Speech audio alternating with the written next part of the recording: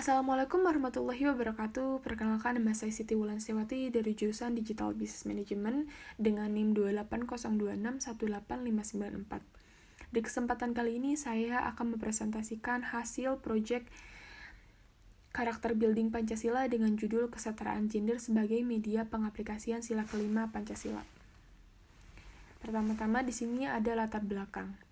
Angka perceraian di Indonesia masih cukup tinggi dan sebagian besar gugatan datang dari pihak perempuan. Kondisi ini menunjukkan adanya ketidakseimbangan peran dalam rumah tangga yang dipengaruhi budaya patriarki, di mana laki-laki dianggap lebih dominan dibanding perempuan.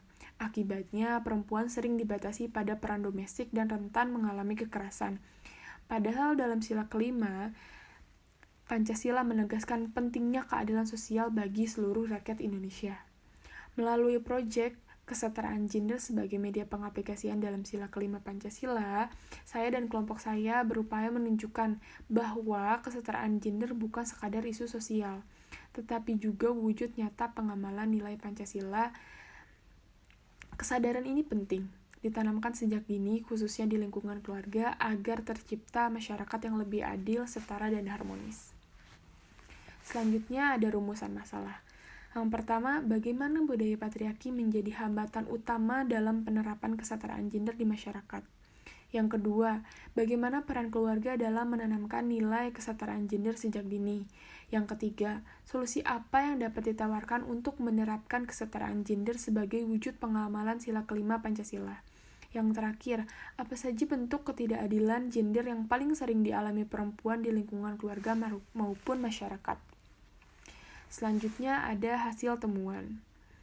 Berikut adalah hasil temuan dari wawancara yang saya lakukan di daerah rumah saya.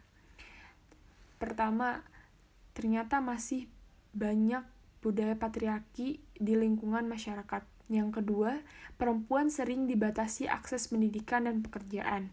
Yang ketiga, banyak perempuan menikah muda dan putus sekolah. Yang keempat, korban kekerasan masih mendapat stigma negatif.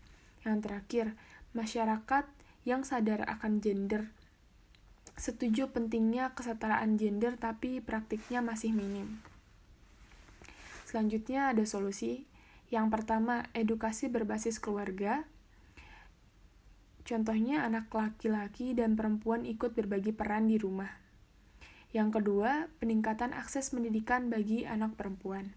Yang ketiga, pemberdayaan ekonomi perempuan, contohnya pelatihan usaha kecil. Yang keempat, kampanye atau penyuluhan di sekolah, forum warga, media sosial tentang pentingnya kesetaraan gender. Yang terakhir, kolaborasi dengan tokoh masyarakat. Selanjutnya ada kesimpulan. Dalam proyek kesetaraan gender sebagai media pengaplikasian dalam sila kelima Pancasila menunjukkan bahwa budaya patriarki masih menjadi hambatan besar dalam mewujudkan keadilan sosial di masyarakat. Perempuan masih sering dibatasi pada peran domestik, kurang mendapat akses pendidikan dan pekerjaan, serta rentan mengalami diskriminasi maupun kekerasan. Padahal dalam sila kelima Pancasila menegaskan pentingnya kesetaraan hak bagi seluruh rakyat Indonesia. Oleh karena itu, kesetaraan gender perlu ditanamkan sejak dini, contohnya di lingkungan keluarga.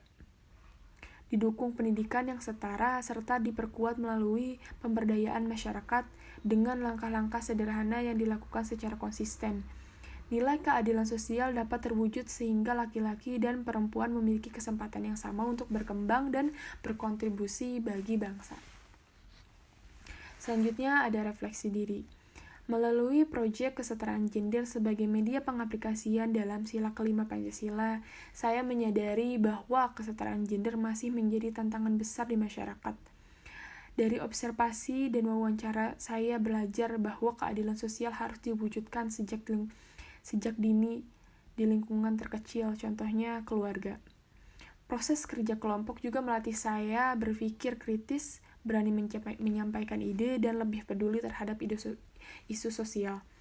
Pengalaman ini membuat saya termotivasi untuk memulai perubahan dari diri sendiri dengan membiasakan sikap adil dalam kehidupan sehari-hari.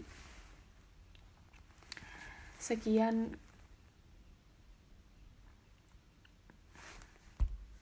Sekian presentasi dari saya. Kurang lebihnya mohon dimaafkan. Terima kasih.